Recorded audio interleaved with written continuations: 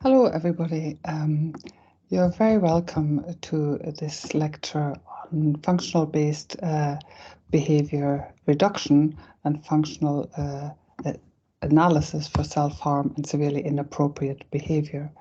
This lecture is part of your course sequence, and I hope that the recording will work really well for us. So my name is Professor Carola Dillenberger. I'm a clinical psychologist and a board-certified behaviour analyst doctoral. I work at Queen's University Belfast and I am the director for the Centre for Behaviour Analysis. And I'm delighted to be speaking to you today on this issue. So first of all, I want to just give you an overview of the lecture that I'm going to give you. And the first part is I always like to start my lectures on the principles of applied behavior analysis, just to be sure that we're all understanding the same principles and we know what we're talking about. Then today's lecture will obviously focus in on challenging behaviors, as the title said, and on functional assessment, also as the title says. So we will spend some time talking about these two issues in some detail. Then we will talk about the endorsement of applied behavior analysis in those contexts, and we will have a brief discussion. I will, at times, I will also advise you to come to some YouTube or some web pages and some video recordings, some of which I will try and show to you, while others I will advise you just to look at after the lecture. So if you want to take down the URLs, the links, then feel free to either take a screenshot or pause the video recording and note down the links and go to those web pages at your own leisure. Especially the behavioranalysis.eu.com website is a website that myself and Professor Mickey Keenan developed. And on page 13 is the functional assessment and functional analysis section of that website. So feel free to go there and to deepen your knowledge and your understanding of the issues we're going to be discussing today. So first of all, what is behavior analysis? As you probably know, but I just want to be sure, the behavior analysis comes in three different aspects. We have the conceptual basis. We call that radical behaviorism, and it's not because we are particularly radical. It comes from the Latin radix, root. It means go into the root, the origin, the essentials of the issue, in this case, behavior. So we want to know exactly why people behave in the way they do, and we don't like making inferences and assumptions why people behave this way. We like to actually really understand. So behavior analysts tend to not make assumptions about internal events. They in private events, they try and explore those equal to more public events. So we make a distinction between private and public behavior, but not in a causal sense. So we don't say that private behavior causes public behavior. We would say that both of those behaviors, both of those categories of behaviors, are caused by environmental contingencies. This is very distinctive from methodological behaviorism, where the internal world was really of, not that it wasn't of any interest, but it was just outside of their realms of analysis. In radical behaviorism, the internal world is very much part of the analysis. In behavior analysis, we then also have the basic science, the experimental analysis of behavior, the stuff that the scientists do in the lab.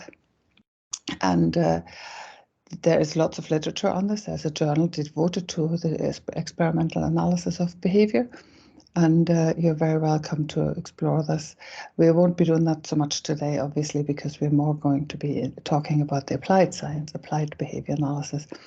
But the experimental analysis of behavior has given us an awful lot of insights that we can then use in our applications, and an awful lot of knowledge. Oftentimes the experimentalists work with what we may call simpler organisms, simpler than humans, and also specifically organisms that are biological organisms that have had very little experimental history. So they would work with rats or pigeons and animals that they can control the environment very easily, so that they know exactly what experiences has the animal had before the experiment, and they try and bring that down to a minimum so that the experiment really shows the real behavior without any prior conditioning, which is really difficult when you talk about human beings, because even a 1-year-old baby or 2-year-old baby has already had a year or two of experimental and environmental history. So it's very difficult. It's much more difficult to say that a particular experiment has brought a behavior forward rather than the learning history of that individual already. So that brings us to the applied behavior analysis, where we do talk about human beings mostly. Hold on, let's see, wrong way around. So we're talking more about the definition of applied behavior analysis in just a moment, but it's really important to understand that, like other sciences, behavior analysis is taught at universities.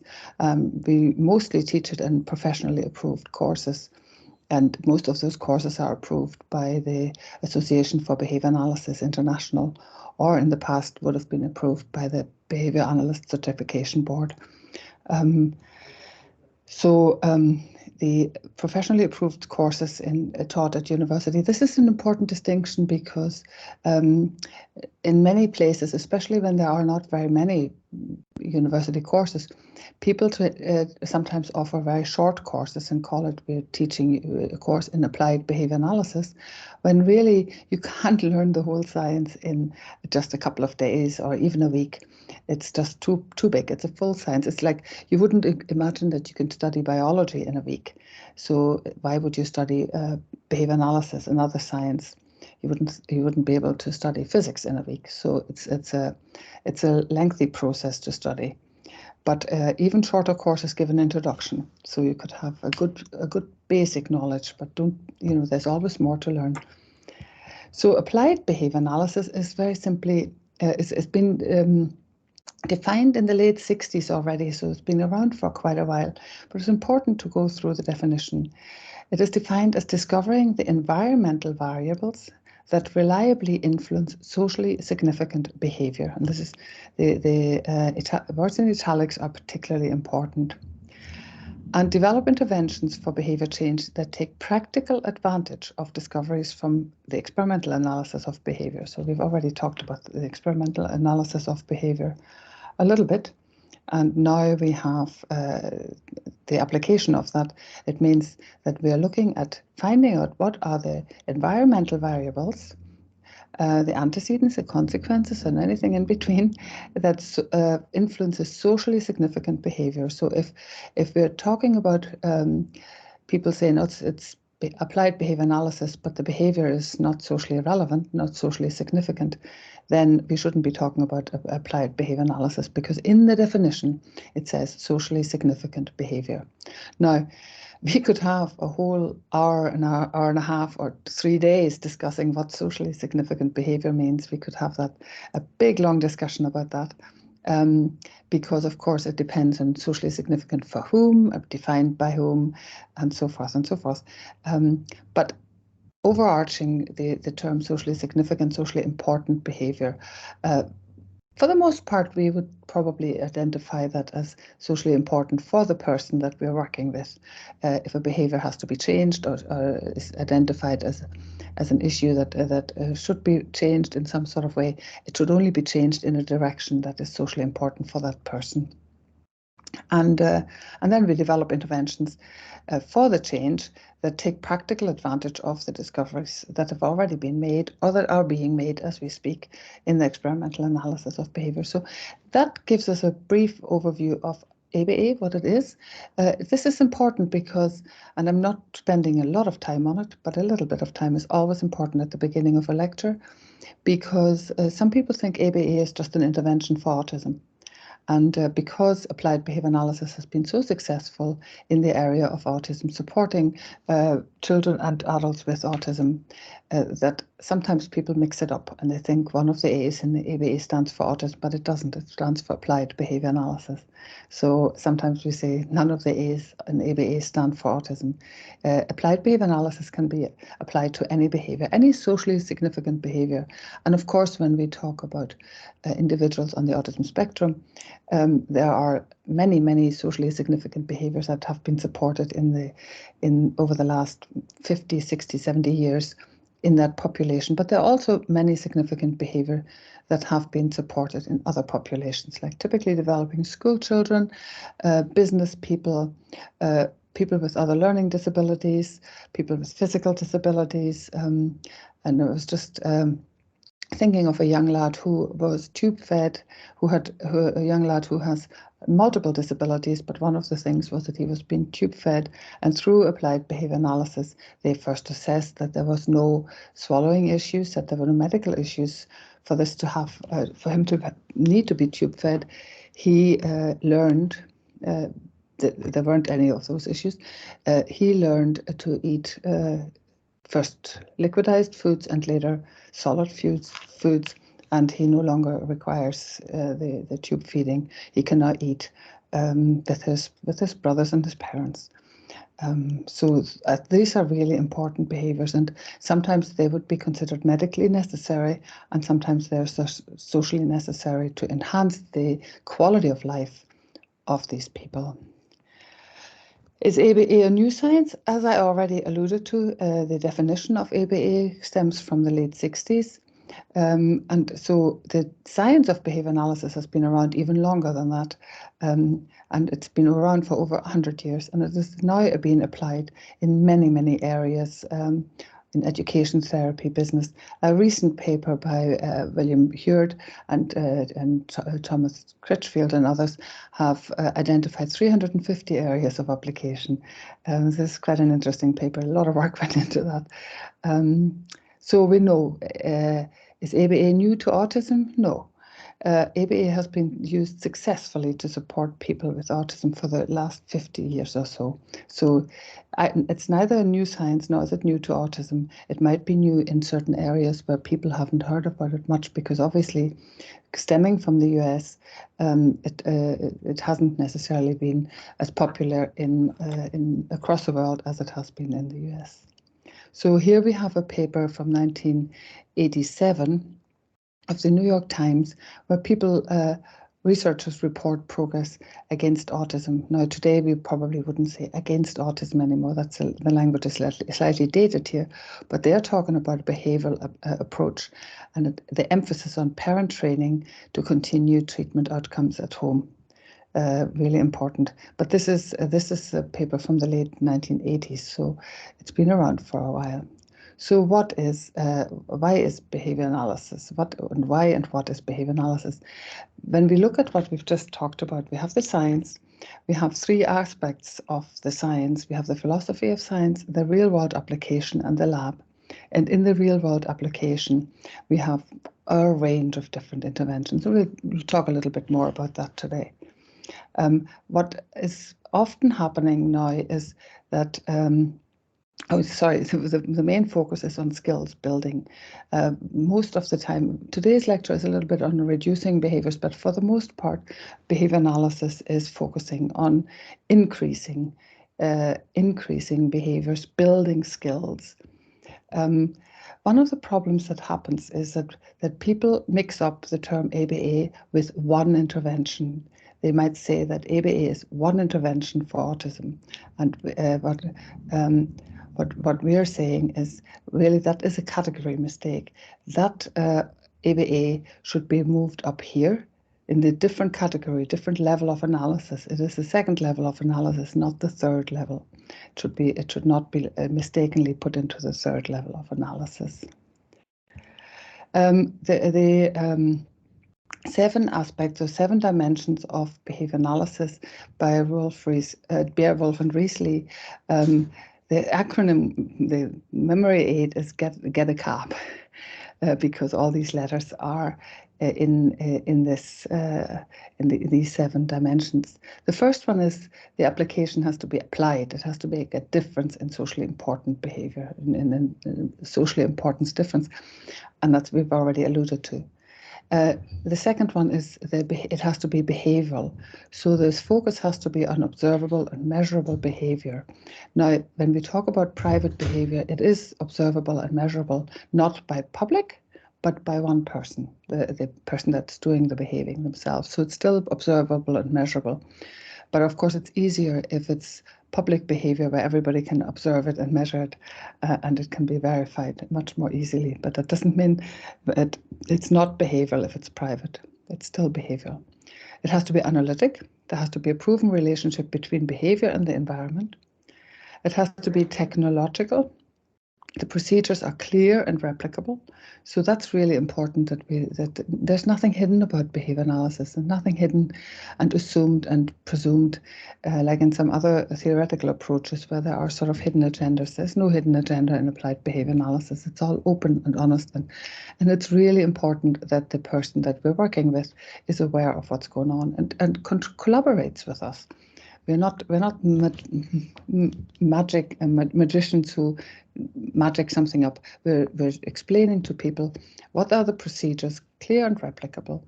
It also has to be conceptually systematic so that we can relate the procedures to the behavioral principles that we've discovered or that behavior analysts have discovered in the experimental analysis of behavior. Obviously, it has to be effective. The behavioral techniques result in socially significant change. That's very much if they don't. If the behavior doesn't change when we during or after the intervention, we don't, as behavior analysts, don't just sort of say, well, we tried. What behavior analysts tend to do is they change the intervention until it becomes effective. That's where the research question lies. What does it take to make this behavior change in the direction that would be helpful for this person, which is socially significant? What does it take? What do we have to do?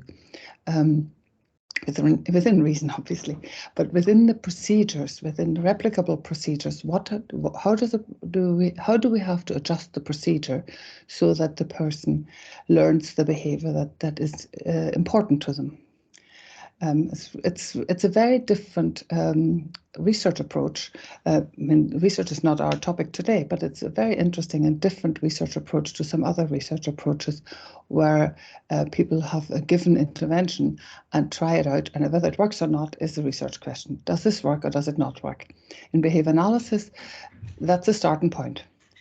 If it works, fine, grand, we're good. But if it doesn't work, we don't stop. If it doesn't work, we adjust the procedure until it works. And that's where the multiple baseline designs, all these different designs come in until we adjust the behavioral techniques. They have to result in socially significant behavior change. And only if they do we find that we have completed with our research, because we can now say we started with a procedure, didn't really work. We then adjusted the procedure until it worked, and here's a new procedure or the adjusted procedure. There's some really nice examples in the literature about that. And of course, generality. So if we now have achieved the socially significant change, we need to have this change applied in all different areas, in situations, across different people. So for instance, if we teach a young person with autism, or not with autism, we teach a new behavior to a young person, it's important that they don't just do it with a therapist. The new behavior, they also need to engage in that new behavior, maybe with the parents, with the grandparents, with the teacher, with a shop assistant, with whatever, whoever they might come in contact with. If it's an important behavior that they have learned to, a socially important behavior that they engage in. So it has to be generalizable across situations and people and behaviors, and also has to last. It has to have maintenance. The behavior, there's no point in teaching a behavior and it's forgotten about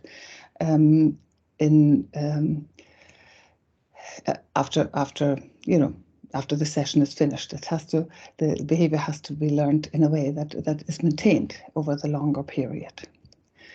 The way we do this as behavior analysts, we have a scientific method. First of all, we select the behavior to be analyzed. We assess and examine the history records.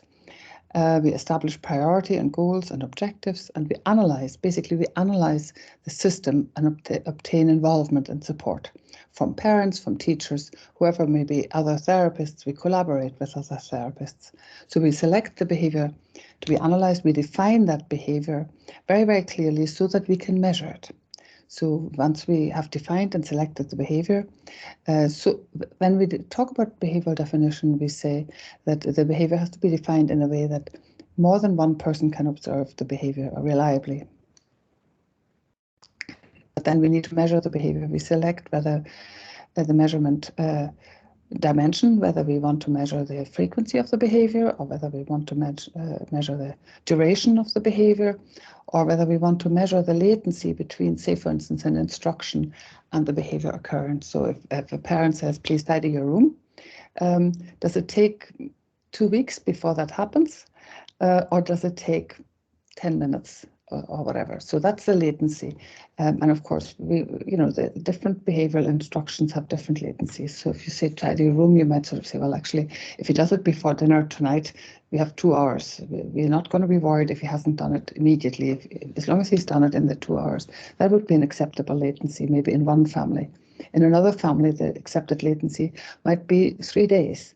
That is something where the socially relevant behavior is discussed with the family and decided upon with the person whose behavior is the target of change, but also with their social environment. We then collect data on that behavior so that we can be sure that during the baseline, the behavior is stable, so that we know that if nothing else happens, this is kind of what we'd expect for the future. So collecting stable baseline data is important. Then we select the target treatment strategies. So we identify the current contingencies and we plan for the program contingencies. And this is where we come in when we will be talking shortly about functional assessment, because that is really where that comes in as well. We select the materials, equipment and setting, and also we might negotiate a contract with the person whose behavior is to be changed, and also with their social environment. We then implement the strategy. We monitor the effects of the strategy, and we modify it if necessary. What I have said a minute ago about the importance of changing the intervention if needed. And finally, we evaluate the effects of the treatment, and we continue, alter or fade the treatment depending.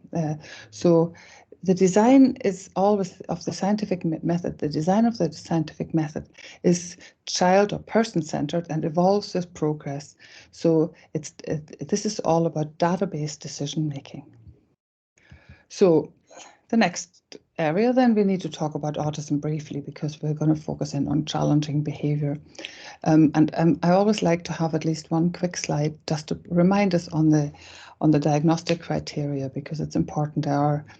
I don't know, I'm not sure exactly where which diagnostic manual is used in your area. There are 2 main ones: the DSM, the Diagnostic and Statistical Manual of Mental Disorders, it's called. It's not a very nice title, but that's what it's called.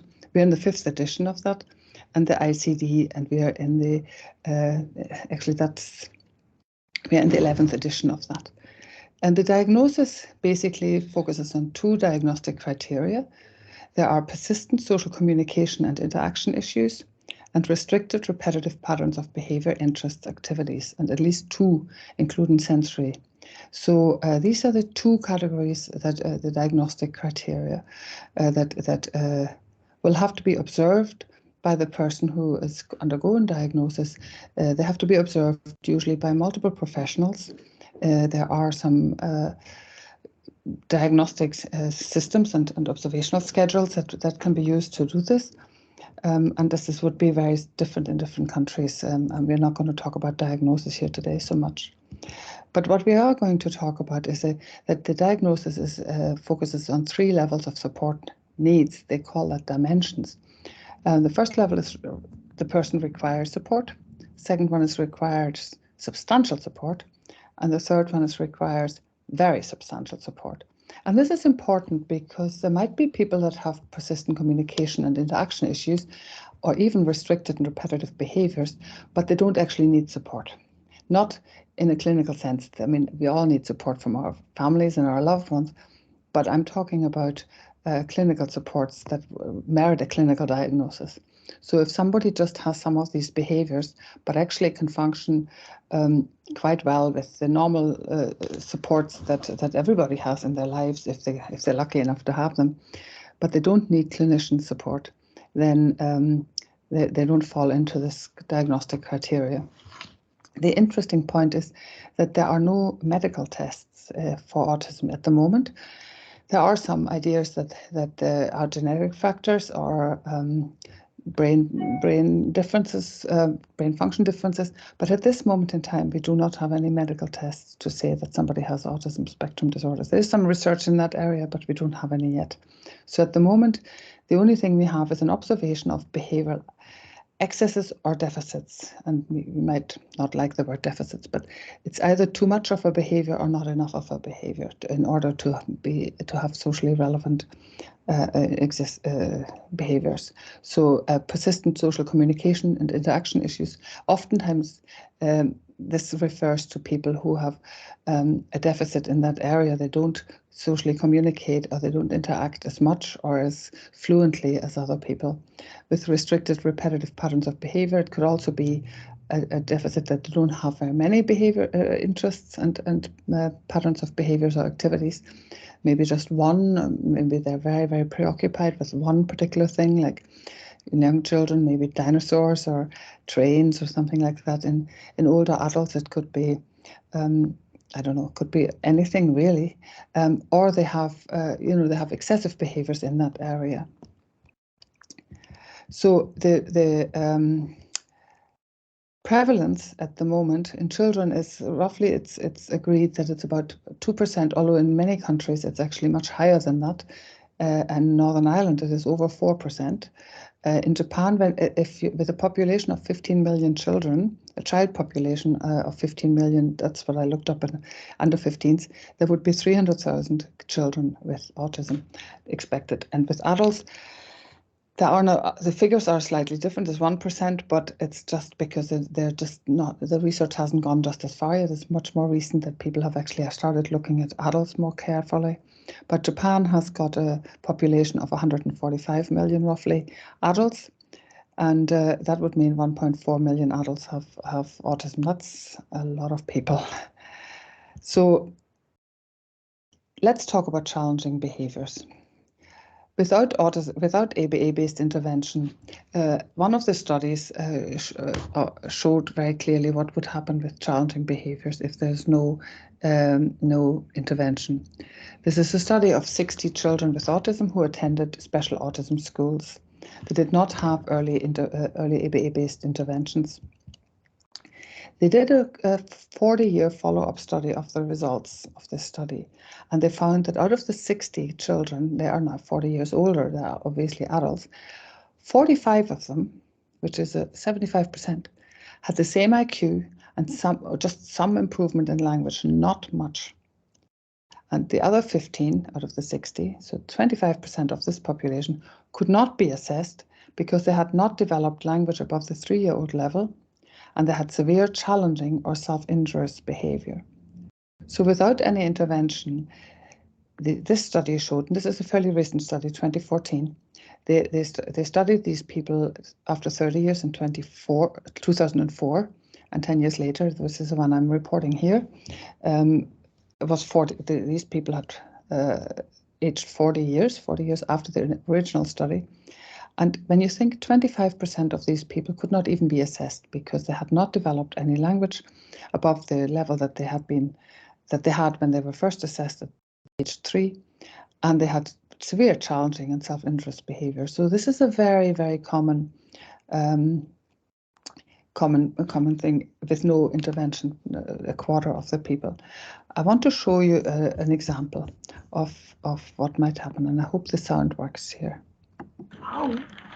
You know, listen of stars as Hercule Poirot in Whodunit Murder Mystery in Agatha Christie's Death on the Nile. Charlie is 32 and has autism. His parents have cared for him all his life, but are now older and less able to cope. So Charlie will soon need a full-time residential place. His parents are increasingly worried about where he's going to end up. If you speak very fast to him, he doesn't understand it. He likes peace. And he doesn't like to be disturbed. Give me that. What he does every day, he wants to do it every day. And to break that routine is quite a job. 50 pegs, yes, 50 pegs. Blue, yellow, green, white and red. As part of his autism, Charlie has a very strict routine and becomes distressed if anything changes. It could take him some time to adjust to a residential place, so it's important that the coolies find somewhere suitable for him. Charlie's distress still upsets his mother.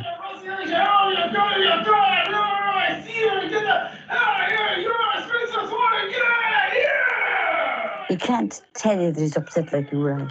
He lets all his frustration out by shouting out. And he'll probably go into the bathroom or he'll go into a room alone. And let him get all that shouting and get him all that out of him.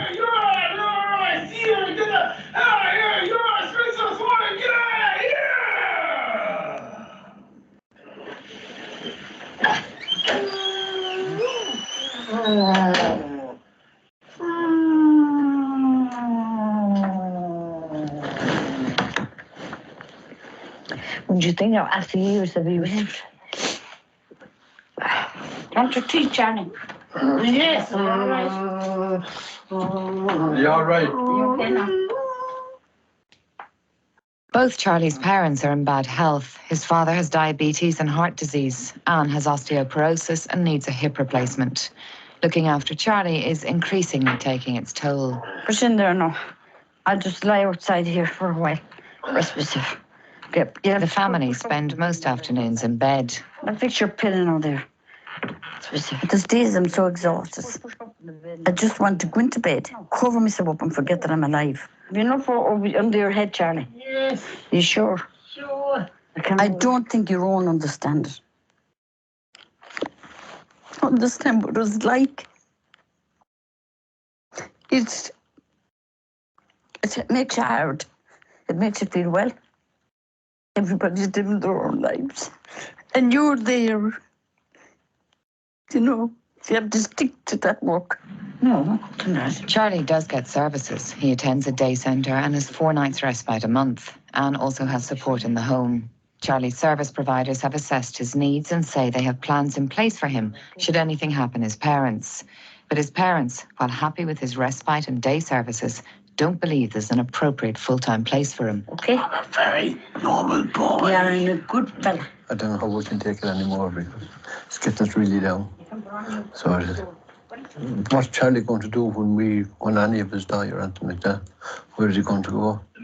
I'm not asking for help, I'm begging for help. God, that's a big crowd that much, isn't it? I feared what I'm going to do. I'll have to do something. Isn't it, Charlie? Myself. I don't know what's going to happen. I can't die and leave that boy behind me as it is. I know way. What's going to happen? Will you turn down the music? Please. Yes, it's on. Please turn. Unless he gets into a good place, we'll have to bring him with us. Will you tell me what you mean by that? Well, we'll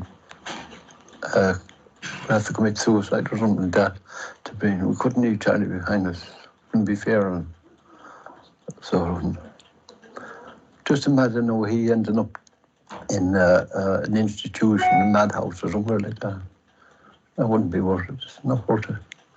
1, 2, 3, 4, 5.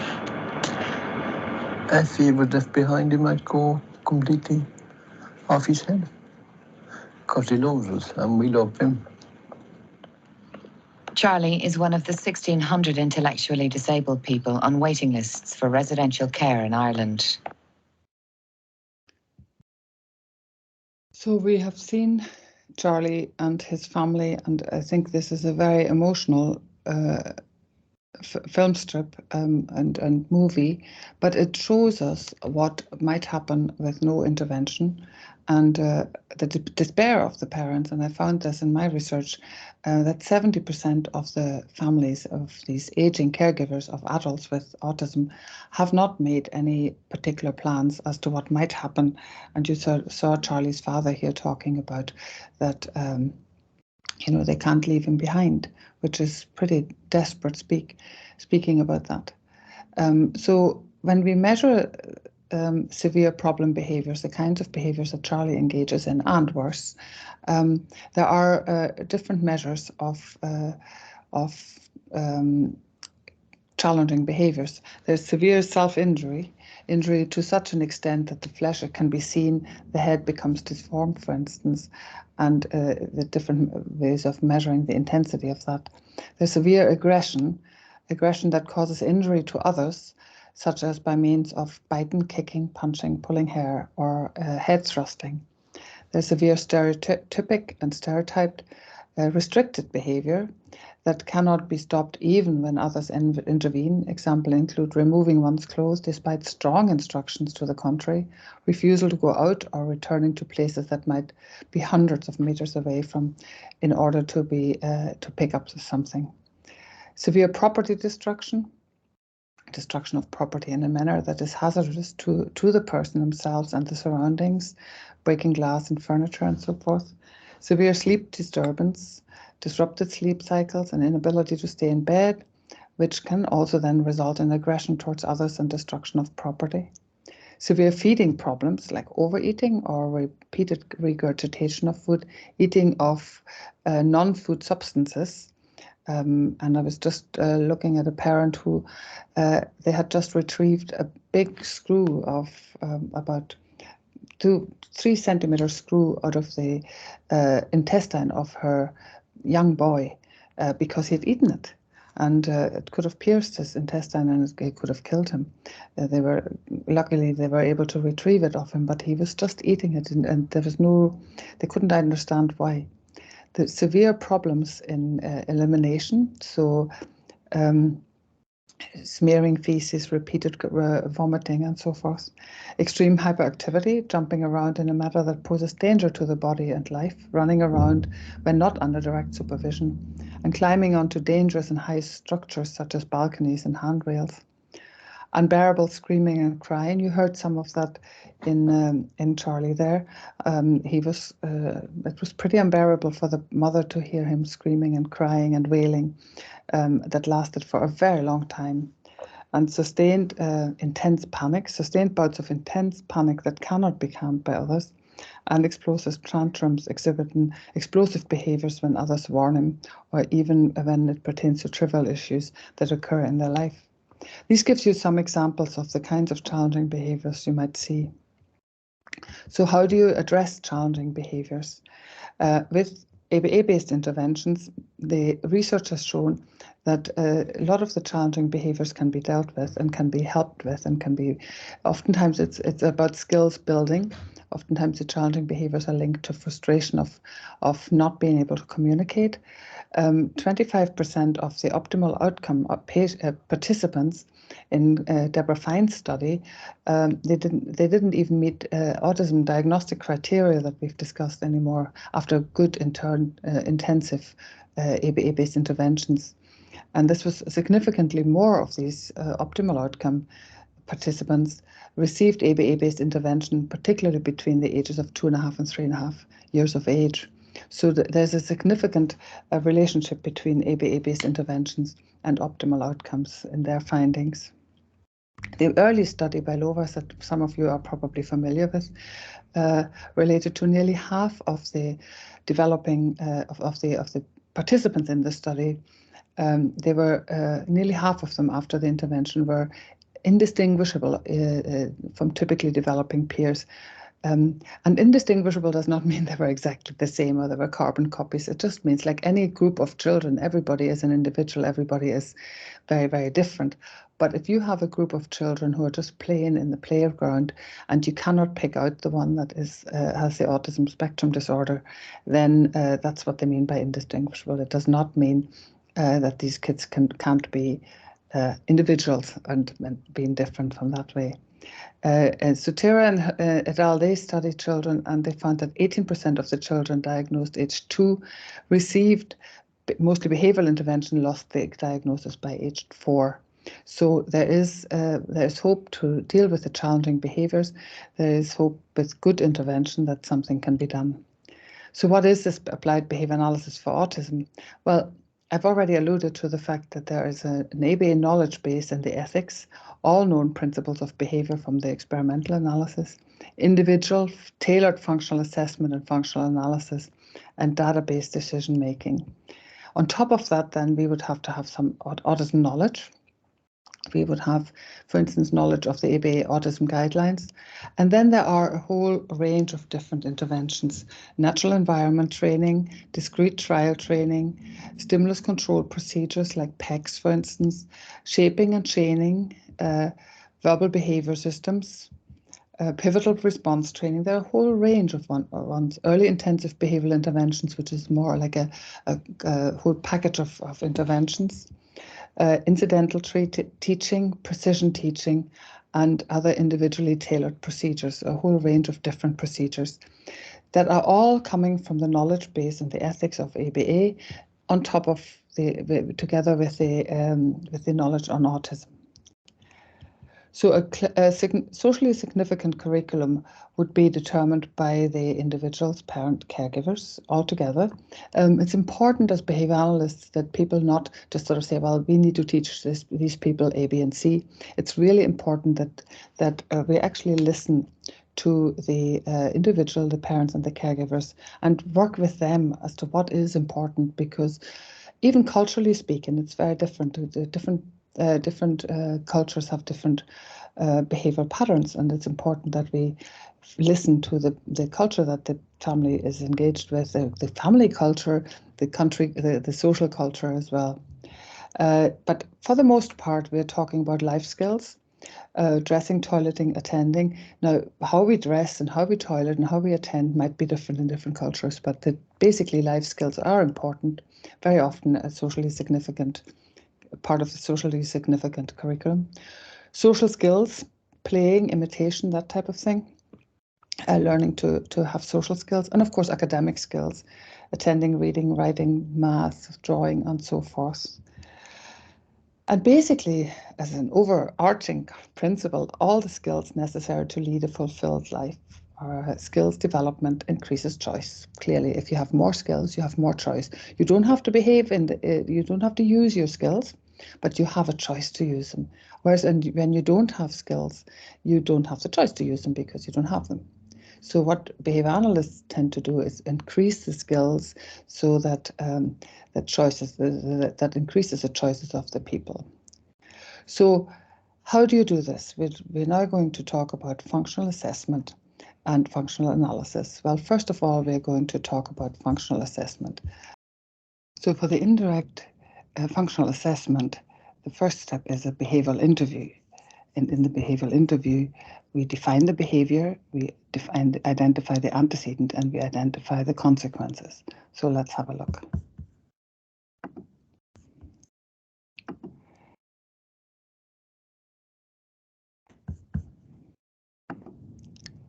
The first thing is to identify the behavior. What is the behavior? We have a range of different behaviors here that we can choose from. Let's say hitting is a behavior. How does the hitting happen? The hitting happens with a fist. And who is the hitting targeted to? Hitting is targeted to the little sister. Where is the hitting happening? Or where is she getting hit? She is getting hit on her head.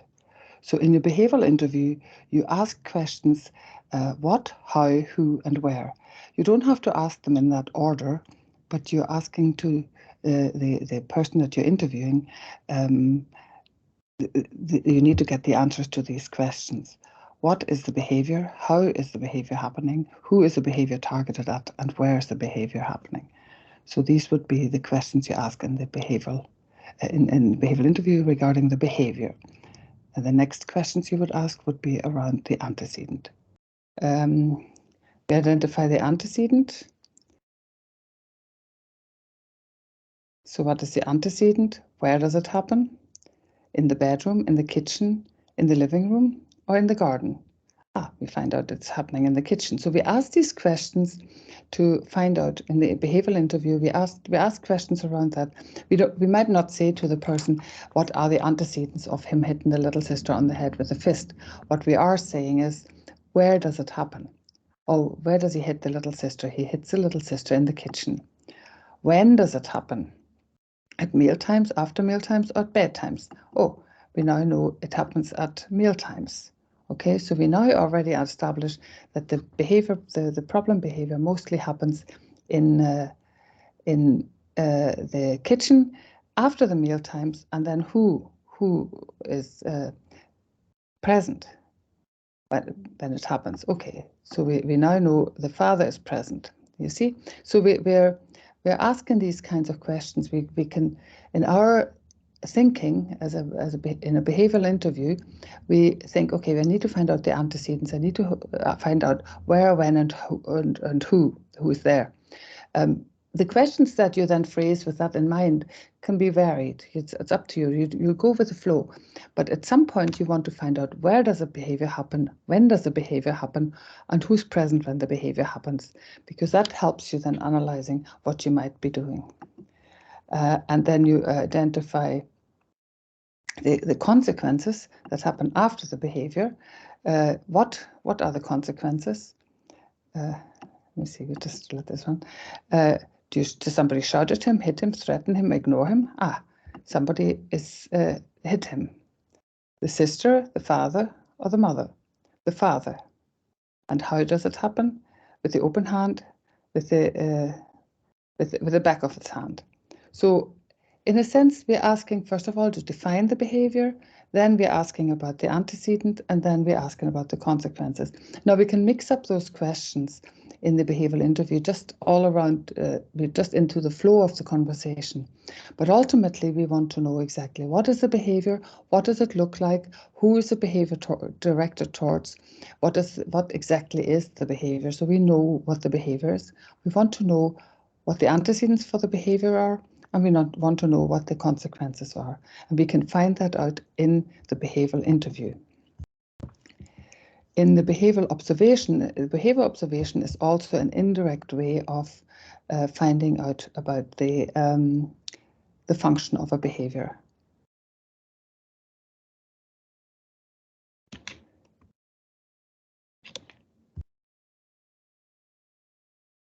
So here we have an example of finding out about the functions of a behavior. We're putting the behavior under the microscope.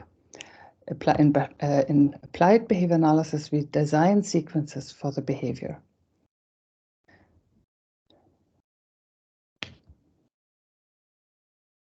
In this section of the tutorial, we take a slightly different look at the notion of the behavioral stream. We put the behavioral stream under the microscope, so to speak, using video clips of everyday examples of behavior. We hope to show you that the rigor associated with categorizing events as antecedents and consequences of behavior is much more than a fanciful whim of scientists. It captures the essence of how behavior occurs in the real world.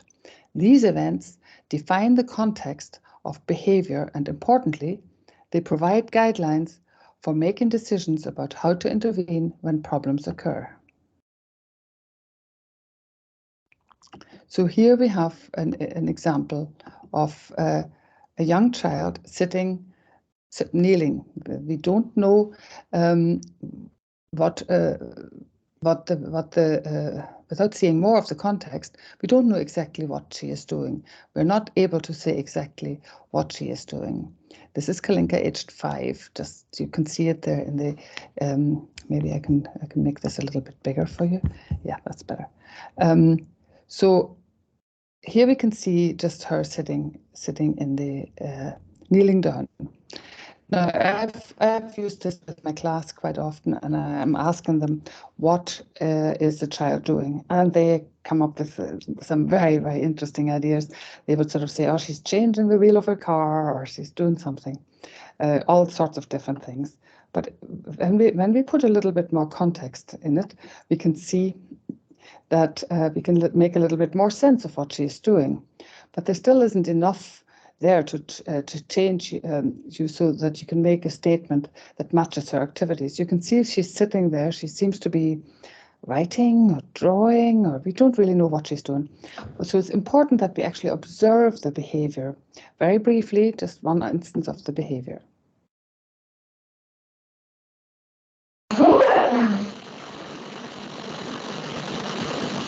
I'm really doing it.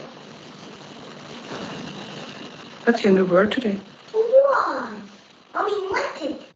So here we have a brief interlude between mother and daughter. The daughter says, I'm doing her homework. So we now know she's doing her homework because we briefly observed the behavior. And she's saying, I'm already doing the homework. And the mother says, what is your new word? This is the way they teach reading in the UK schools in Northern Ireland, and they get different words every day. And the child says was, and she says, oh, I mean wanted. Her new word was wanted for that particular day. But we don't, that's just, now those discriminative stimulus will have done their job to control your response. So you will know that this child is doing her homework, but we still don't really understand why she's doing her homework. So in order to find out why she's doing her homework, we need some more information. So we're putting in the proximal antecedent, the antecedent that happened directly before the observation. You can see here, I'm just reading this out because it's a little bit difficult to understand. The child is talking about something, nothing's called a cat or whatever, and the mother says, right, Clinks, it's time to do your homework, okay? You have to do your homework now. And the child says, really? And the parent says, yep. Okay. Right, Clinks, it's time to do your homework, okay? You have to do your homework now. Really? Yep. So there's antecedent, and then we'll go back to seeing the behavioral observation. And then, of course... really doing it. What's your new word today? Wanted. So we have now got the antecedent and we have the behavior. And now we need to know what are the proximal consequences. What happens immediately after the behavior? Okay, Clink, let me have a look at your homework. Oh, look at that. That's Floppy and that's Kipper. That's me and that's Floppy. That's brilliant homework. Okay, so we have the conversation. The mother comes over, leans over, gives a lot of verbal, reinforces a lot of verbal feedback as a proximal consequence. Brilliant homework, well done. So we now have an idea about the antecedent, the behavior, and the consequence. And here in this case, Kalinka is obviously doing her homework very willingly and very happily, and because the antecedent was provided very clearly, and the consequences was very positive. But we also can analyze the distal antecedent. What happened before the proximal antecedent? You're very nearly finished. Brilliant homework. So what happened before the proximal antecedent is a distal antecedent. Something happened even before this. We can stretch this analysis out a little bit more.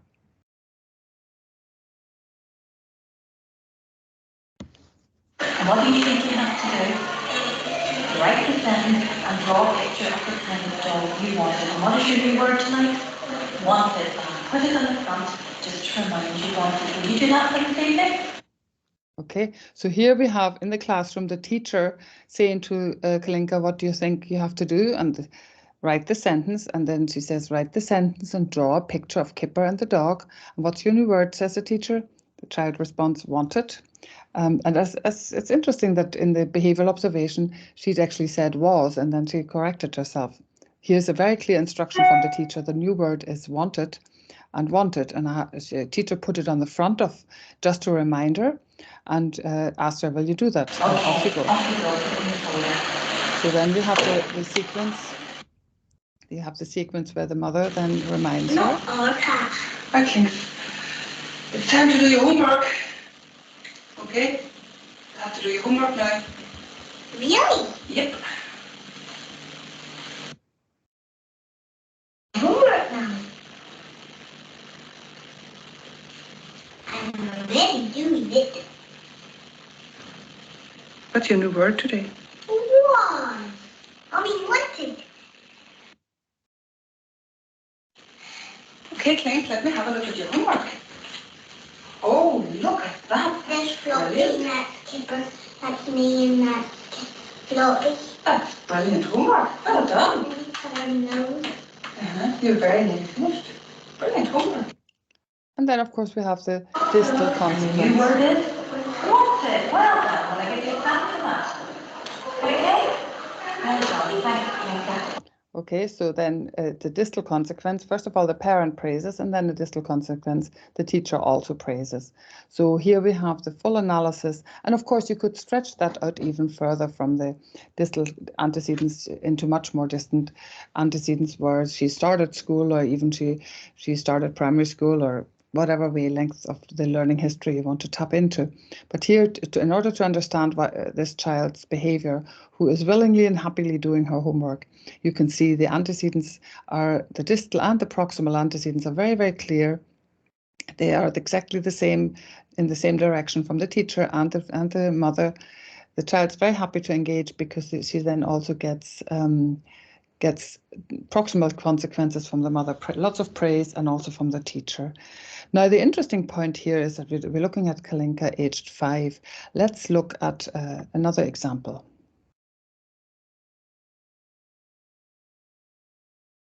Let's look at Jean aged 93 and see that exactly the same analysis applies.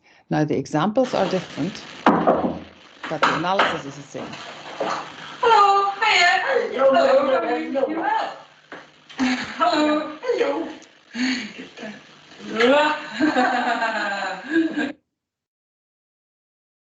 And that's James's certificate that they brought. Oh. And that is certificate.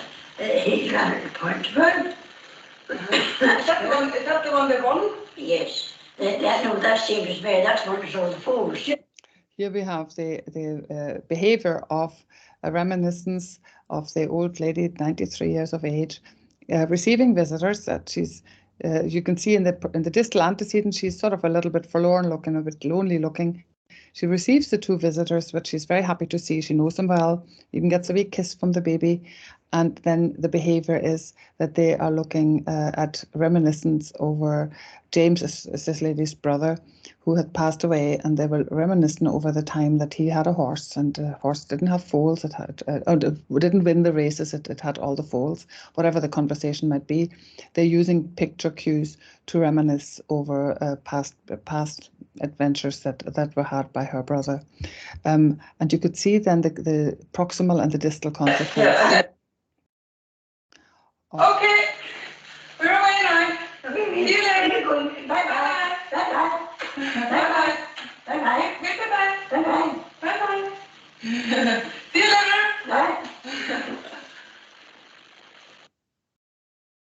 And then the distal consequence, where the lady reminisces on her own a little bit more about the pictures and looks quite content there with the experience that she's had and the behavior that she's had. So there's plenty of reinforcements for her, plenty of social contact for the lady that lives by herself, and she had visitors and reminisced with them for a while.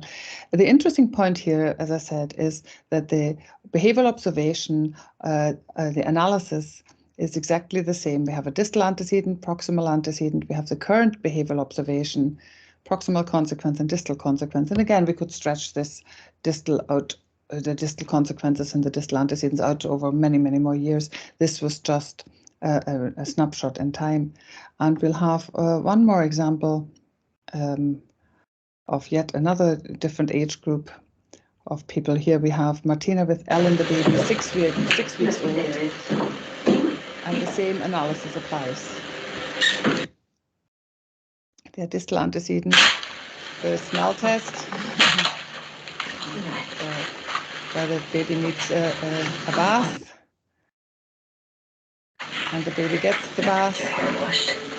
And the baby is very content, and the mum is very content. They have a very clear proximal antecedent, distal antecedent. Your toes. Between your toes. Between your toes.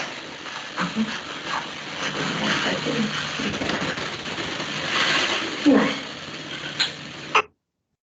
And the distal consequence, the mum deserves a cup of tea.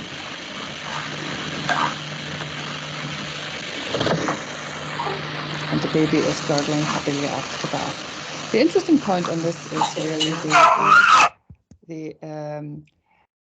the analysis is the same. It's not age. It's age irrelevant, as some people have called it. We had the first example of the 5-year-old child, and we sort of thinking, yeah, we have the analysis. We often analyze children's behavior, but the same analysis applies in the indirect behavior, in the indirect observation, in the indirect functional assessment, irrespective of the age of the person. The observation that analyzes the antecedents and the consequences of the behavior is the principle is the same. Now we're coming to the functional analysis. That's a much more direct functional analysis, functional assessment, rather than the indirect one, because here we are actually changing the way that we behave, that we set up the situation to observe the behavior. So we will, I'm going to go a little bit in here. So we'll have a look at this.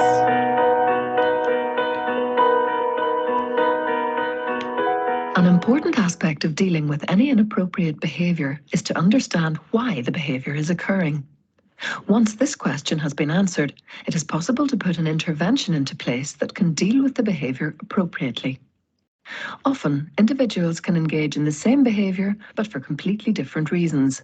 If we misinterpret the reason for a behavior and put in place the wrong intervention, we can inadvertently make the behavior worse. In the following animation, we see a small child having a temper tantrum, involving shouting and stamping his feet. However, by only looking at the child, it's impossible to decipher what is going on. In order to properly understand the child's behavior, we must examine it in the context in which it is occurring. By placing the child into an everyday scene, we begin to understand the reasons for the behavior occurring. This first scene shows the child engaging in the temper tantrum behaviors in front of two adults who are having a conversation.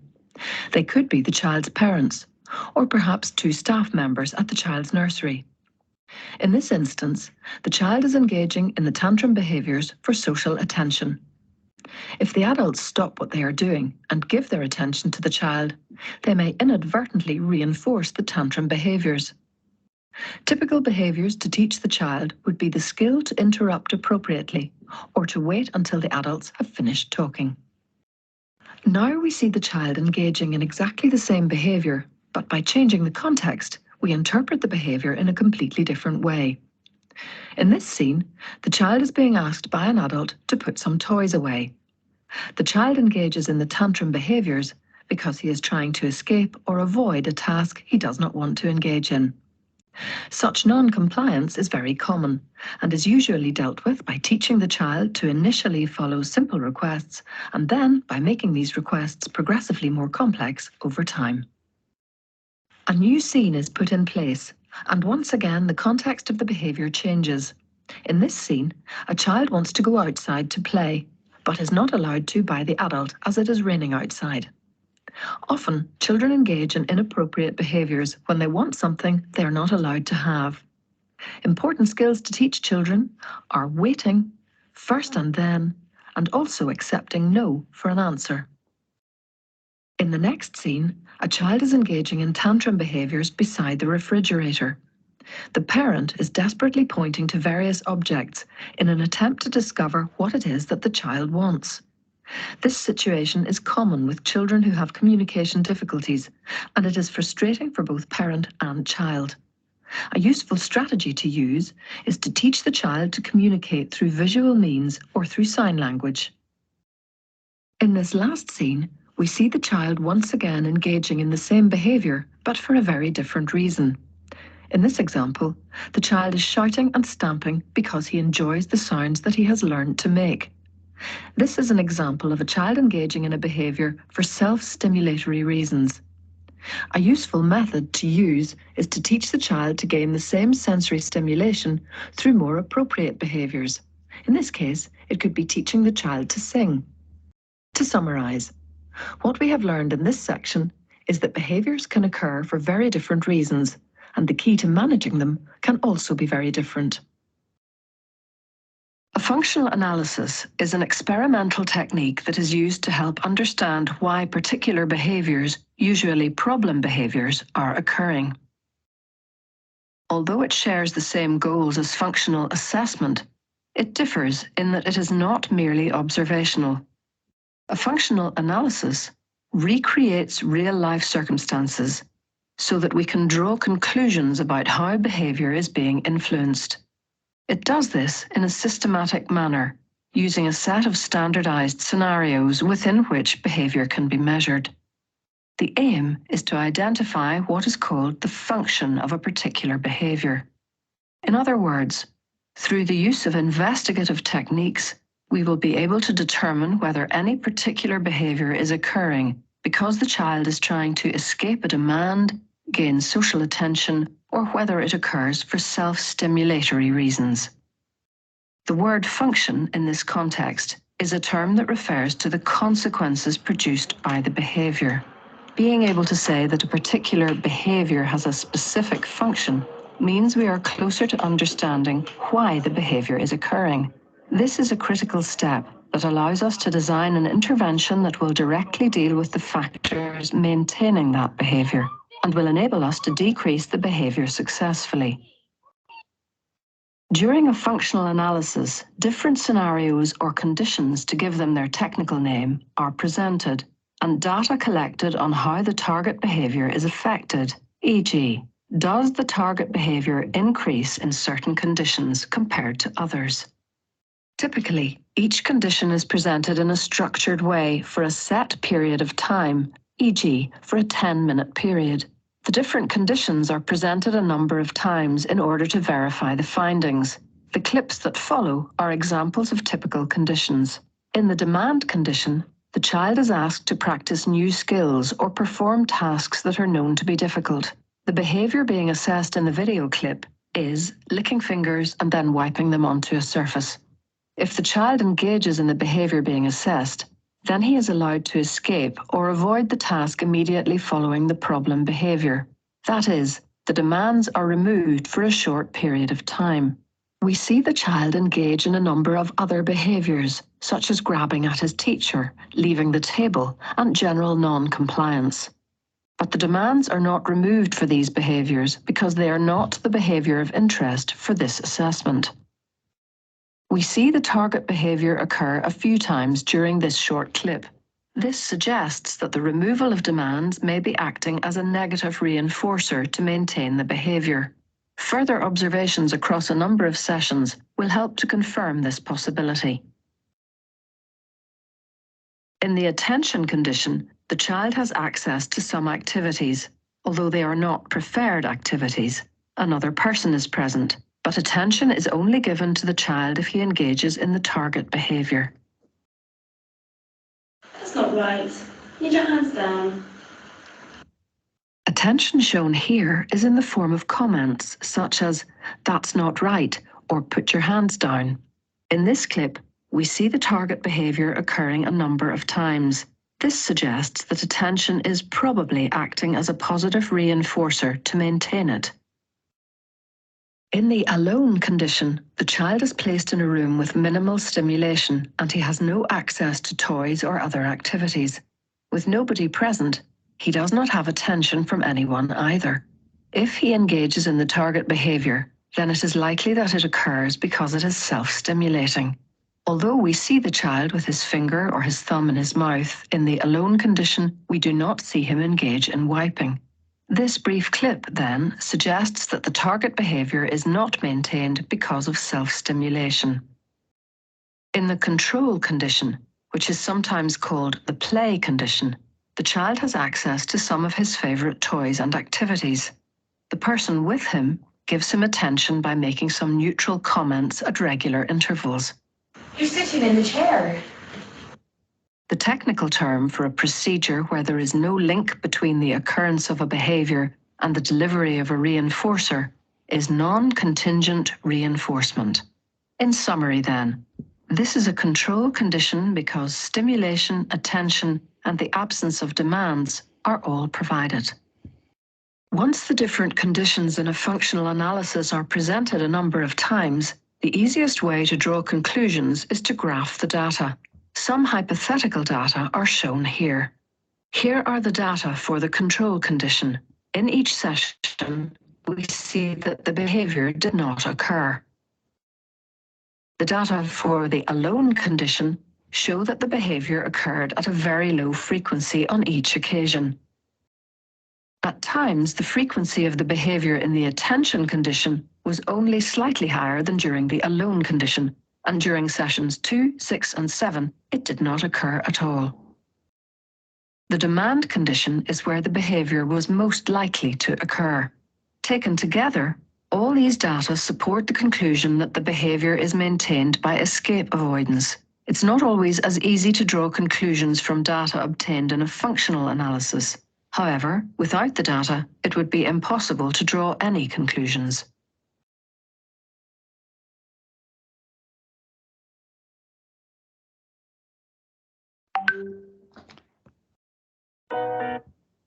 Okay, so that was quite a whistle tour through functional assessment and functional analysis, but I think in order to make it very clear and easy to understand, I think it was quite helpful to see this. We've now got another example of a functional analysis of the experimental manipulation of behavior, and this is the behavior in question here is some thumb sucking.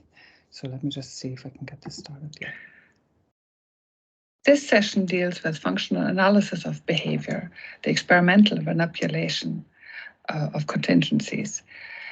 This is part of functional behavioral assessment, although very often the two terms, functional analysis and functional assessment, are used interchangeably. They are not the same thing. It's important to know that. A functional analysis of behavior includes an experimental manipulation, whereas a functional assessment includes usually interviews, direct observation in natural environments, and a general ABC analysis. In the experimental manipulation, we go a step further. Basically, we're saying, if it's not working, can I go back on the value? No, we need to do a functional analysis. The functional analysis of behavior is a specific kind of functional assessment and is used to determine the function of the behavior, that is, to discover which factors maintain the behavior in question. Strategies include the manipulation of contingencies or experimentation and direct observation. The basic behavioral functions can be that the behavior produces attention or access to toys and desired activities. Basically, the behavior produces a positive reinforcer. Or the behavior allows the person to avoid or escape from demands. Basically, the behavior produces negative reinforcement.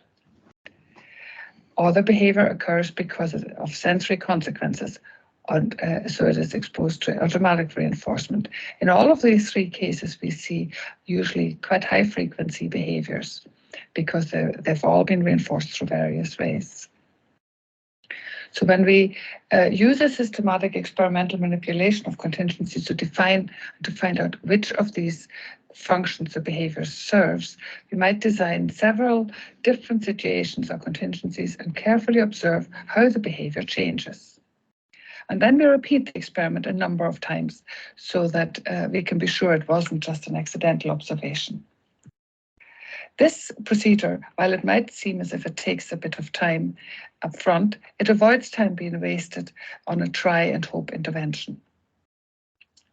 So the direct observation involves directly observing the behavior and then analyzing the contingencies that have led to that behavior, the antecedent and the consequences. Let's just say, take thumb sucking as a problem behavior. It is a problem because of potential damage to the gum and teeth. and also because of potential damage to tissues on the thumb and the finger. It also can cause social stigma in older children and adults who suck their thumb. So, if you saw somebody sucking their thumb during a committee meeting, you would certainly have some thoughts about that, and it would cause social stigma for that person. So, thumb sucking, while it might not be considered a big problem in babies, it does eventually cause a problem. It might also lead to the avoidance of tasks or social situations. So in order to run some functional tests, we need to clearly define the target behavior and the dimensions to be mentioned, the dimensions on which it is to be measured. For instance, frequency or duration or whatever other dimensions. For review of the dimensions of behavior, you need to go back to the behavior measurement lectures. Then we design the experimental manipulations or tests that manipulate different environmental events to see how the behavior changes under those circumstances. And then we observe directly and systematically the behavior and reassess and repeat the tests.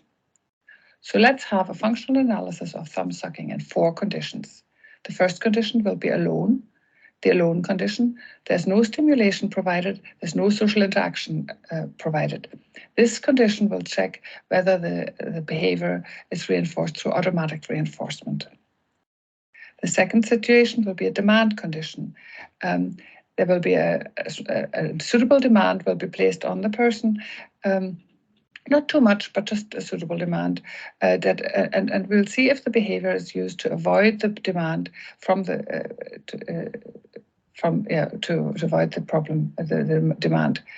In which case, if that behavior is used leads or has the function of avoiding the demand, basically, we can assume that there's negative reinforcement in play. The next situation will be social attention. The child will be reprimanded when he's sucking his thumb, and basically, if that increases the thumb sucking behavior, we can assume that the positive reinforcement is in place. And then we will have an enriched situation where there's lots of stimulation and where other behaviors will be reinforced, the non-thumb sucking behaviors, which gives us an indication then if this behavior does not occur in this situation, then it gives us an inroad into designing the intervention. We will also graph the behavior. This is a hypothetical graph. So whenever you're going to see these video clips in just a moment, you need to think about what behavioral dimension will you measure and how will you measure it, and then take some data because you'll be asked to draw this graph afterwards. You can replay the videos as you need to. So the functional analysis of thumb sucking, 4 conditions. The first condition.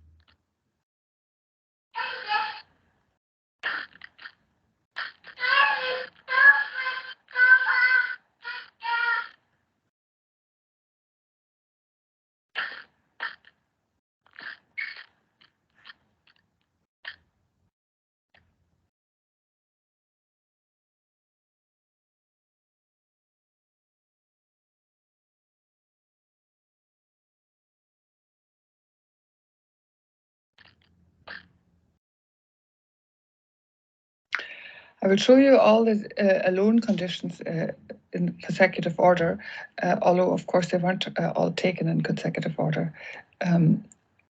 So you need to imagine that these are taken at various times of the day or at various days. You want to repeat the condition in a different situation.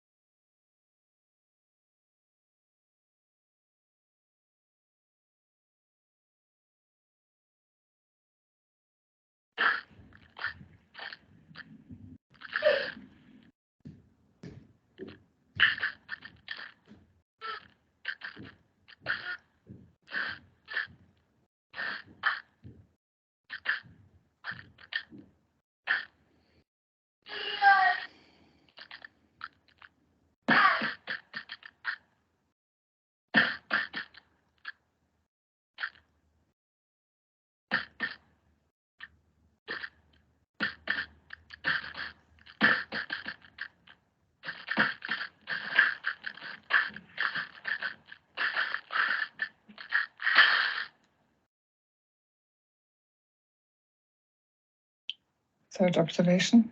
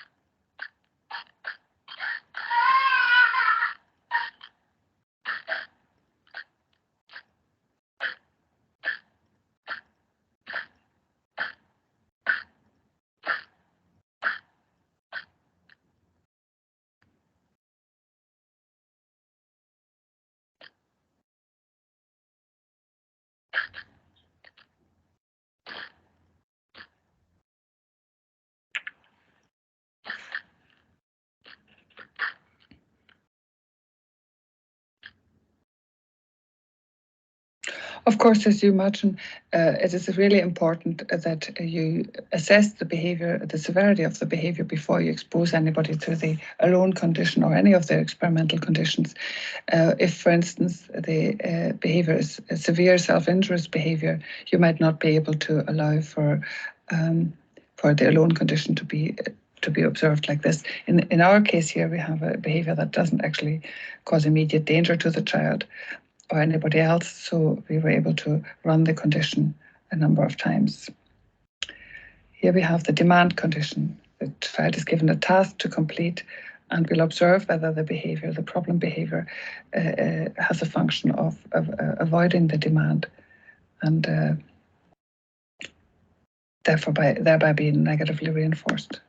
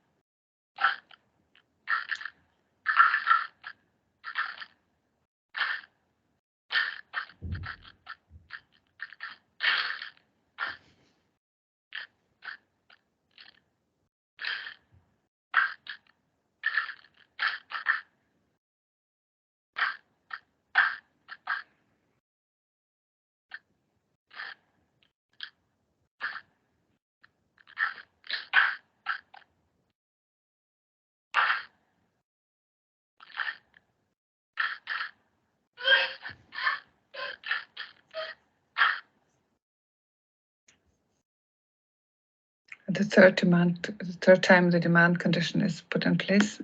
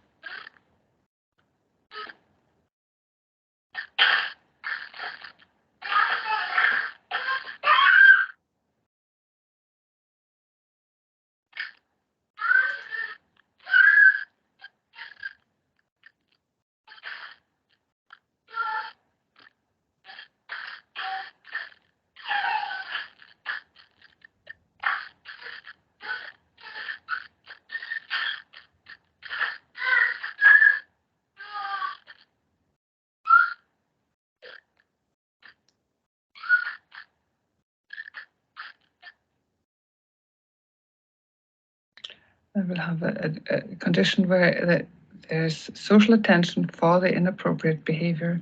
So basically, we're assessing whether the inappropriate behavior is functions functions with a positive reinforcement.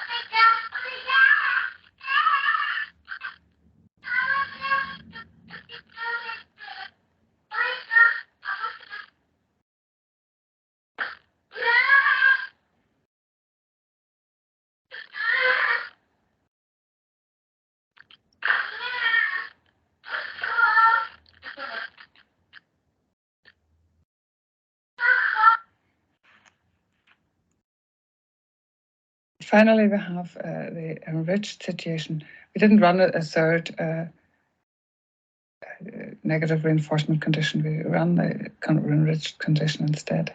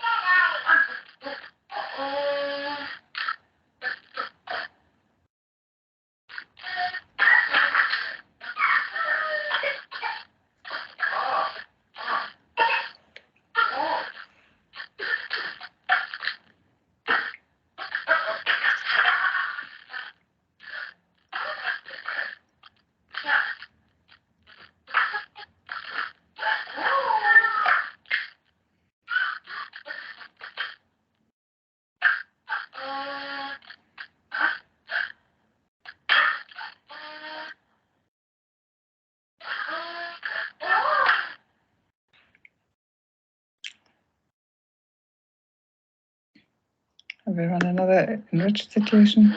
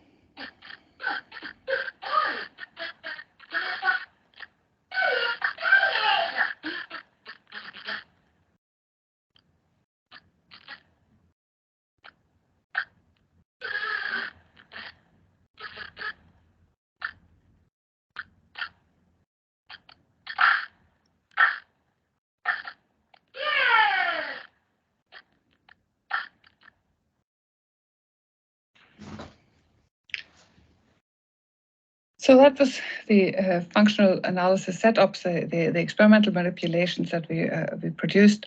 I want you to stop the video now and draw the graph for your observations. You can, of course, go back to the to the video clips and review them to see whether you have decided on the right dimension of the behavior. I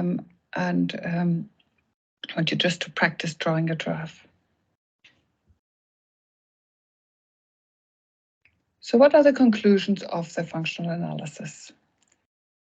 Write down the conclusions from your graph. Write down the functions. What is a function? What are the functions of this thumb-sucking behavior in this young child? And then consequently, what are the recommendations for interventions? So again, pause the video now and write those down for yourself.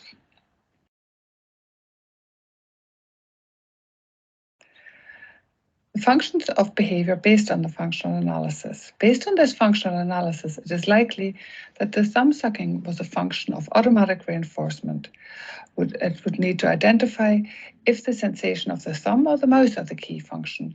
We haven't done that yet, because if you can find out whether it is the actual feeling on the thumb or the feeling in the mouth, it would, depending on which one it is, it would obviously create a different intervention.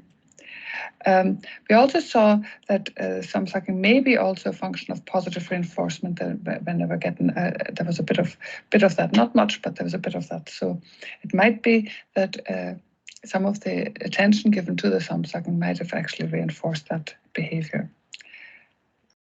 Based on the functional analysis, it is likely that the thumb sucking was not a function of demand avoidance.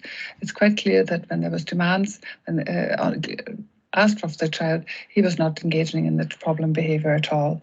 In fact, the demands may even function as a reinforcer for the absence of thumb sucking. You could see he really enjoyed that, playing and having some demands placed on him. He enjoyed that.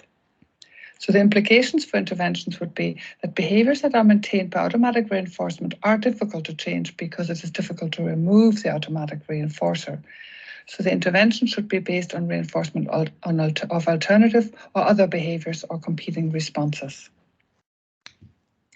Interventions could include alternative sensory stimulation, such as the use of a teething toy when he's on his own. Behaviors that are maintained by positive reinforcers, such as social attentions, are addressed by removing the positive reinforcer from the problem behavior. So you would maybe instruct the mother to ignore the problem behavior rather than reinforcing it. So the intervention should be based on differential reinforcement of alternative or other behavior and extinction of the problem behavior. The outcome of the functional analysis would be that we have operational description of the undesired behavior. We have the prediction of times and situations of the undesirable behaviors. We have a definition of the functions and an identification of the variables that maintain the undesirable behavior. Ultimately, the objectives of the functional analysis are not to define or eliminate.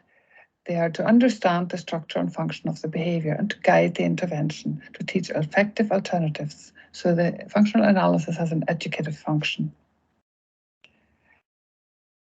One important point to remember when we do a functional assessment or a functional analysis is that topographically similar behaviors can serve different functions. So even when the behaviors look very, very similar, they may not have the same function. Also, topographically different behaviors can serve the same or similar functions. So even behaviors that look very, very different might still serve the same function. Behaviors can serve more than one function. That is also important. We've seen it in the example here that the behavior may very well serve two functions. Therefore, not all topographically similar behaviors will respond to the same intervention techniques. So functional analysis will guide us so that we design our interventions to address the function of the behavior, not necessarily the topography. The topography can be quite irrelevant in the functional analysis. We are looking at the function of the behavior, and of course we are addressing the topography if the topography means that there's harm comes to the person in question. So behaviors can have one or a combination of function, and ultimately function-based intervention require a careful look at curricular requirements, basic behavior management, and availability of non-contingent reinforcement. The references, some references to this presentation, and especially interesting to see Brian Iwata talking himself in the YouTube video. So feel free to explore.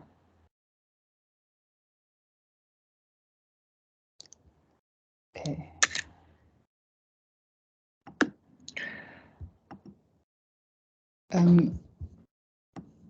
So just to conclude this whole lecture on functional analysis and problem and challenging behaviors, we have Temple Grandin, who is probably a well-known figure in Japan, as well as a very well-known figure in the UK. She was saying, when I was very young, applied behavior analysis, ABA methods, were used to teach me to talk, and lots of praise was used. This was required to get my speech started. So while it might not always be called ABA, but behavior analysis methods might be used with lots of praise. So there is a lot of evidence for using the science of applied behavior analysis in behavioral interventions generally, but of course in functional assessment, functional analysis as well. There are many independent panels and reviews, and I'm just going to scan through this few slides here. There are meta-analysis of applied behavior analysis research. There are peer-reviewed articles. There are long-term outcome studies of the UCLA Young Autism Project in particular, the one that was conducted in the 1980s and is still being conducted in various settings and various replication sites. There are group outcomes and long-term replications. There are comparison data and long-term outcome data. So I'm flicking through this these slides here just to give you a feeling of the sheer amount of publications and research that is out there. In the beginning, in the 1960s, there were already many studies. In the 70s, of course, there were even more studies. You can stop this recording at any time to have a look at the particular research studies. In the 1980s, the research studied increased and increased, and in the 1990s, so you can see the history of this work. In the 2000s, there were so many studies, and of course in the 20 years since then, there are more studies. So over 30 years ago, in 1999, the Surgeon General already stated that, which is now 52 years ago, when you think of 54 years ago, when you think of 1999, research demonstrated the efficiency of applied behavioral methods in reducing inappropriate behavior and in increasing communication, learning, and appropriate social behavior. So we have a lot of research and a lot of endorsement of ABA-based procedures in this context.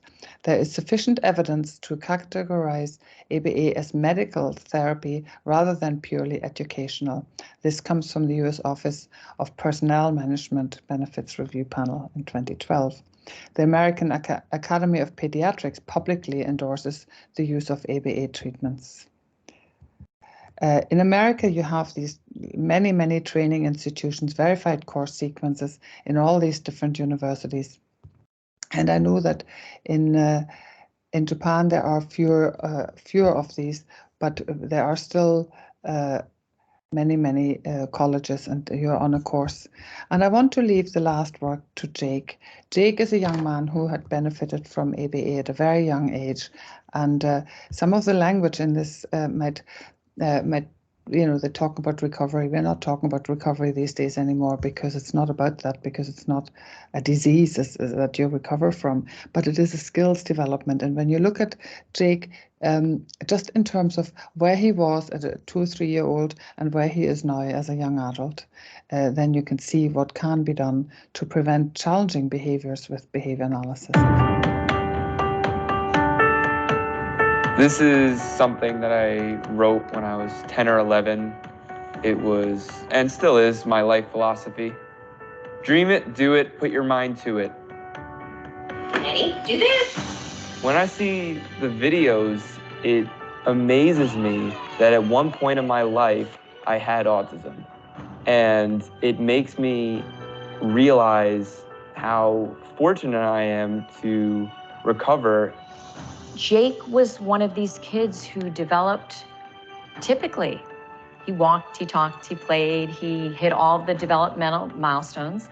And then between the ages of 17 months and 2 years, it was like he was on this dimmer switch. At first he stopped playing, then he stopped relating to other people, including us. And by his second birthday, he stopped speaking. Our optimal outcome study is one of the studies we're doing on children and adolescents and young adults, actually, with autism. In my clinical practice, I started noticing about 10 or 15 years ago some individual children who either I had diagnosed or other people I knew well had diagnosed, who had clear cases of autism, and yet they seem to be losing the symptoms. So we're really trying to document that people with a clear autism diagnosis could be now functioning in a way that's pretty much indistinguishable from somebody who never had the diagnosis in the first place. I became very interested in Deb's studies on recovery because, as far as I knew, Deb was the only person who was looking at recovered children. We don't know why some children are capable of moving off the spectrum and functioning cognitively in the normal range, and others clearly are not, because even with the best treatment, they still make kind of slow progress. But what you hope for every child is that they can meet their own potential. I really don't know why Jake recovered when so many other kids don't. I understand the importance of early detection and the fact that we got him diagnosed at such an early age, at the age of 2. We did intensive early intervention. Stand up. Many, many hours, over 40 hours a week of ABA, which is applied behavior analysis, and speech therapy and occupational therapy. Good. Stand up. There you go. One of our findings is that the individuals who moved off the spectrum had more applied behavior analysis, ABA treatment, than individuals who were still in the high-functioning autism group. It is really my sincere hope that in the future, with research like what Deb Fine is doing, that there will be more recovered kids in the world, that we will see more Jakes in the world. Today, I'm a senior at Tappan Zee High School. I got accepted to University of Michigan, which I will be attending next year. I've played high school football. I've run high school track. Beyond when I was 2 to 4 years old, I've grown up just like any other kid has. I share my story because I have the opportunity to let parents know that people can recover from autism and that it's not impossible. So in some, as I said before, some people don't like talking about recovery, and that is a term that in this case Jake used himself. So I'm not imposing that term on anybody, but that is a term that he used. I think Deborah Fine was very careful not to use it as a professional. She talked about moving off the diagnostic criteria. And that's why I started off this talk talking about the diagnostic criteria, so that we can see what they are. And if those behaviors are no longer relevant, then those behavioral excesses and deficits are no longer relevant, then maybe the diagnosis needs to be reassessed. So in sum, then, behavior analytic interventions for autism have overwhelming empirical evidence to support behavior and skills development and are internationally widely endorsed. Autism is one of many areas of application of behavior analysis, and professionals and parents need to be trained in the science of ABA rather than only learning how to conduct specific procedures. And today we were looking at the procedures around functional analysis and functional assessment in particular, but of course, as this statement says, we cannot just go with particular procedures. We have to learn the science behind them. So overall then, ABA translates into overcoming barriers, ensuring choice, human rights, equality, and true active participation, achieving potential, cherishing the person for who they are, and giving them the opportunity, and accepting difference by valuing the difference we can make in people's lives. So thank you very much for your attention. I will stop the recording, and it was lovely meeting you all. I hope you gained from this recording, and I wish you all the best.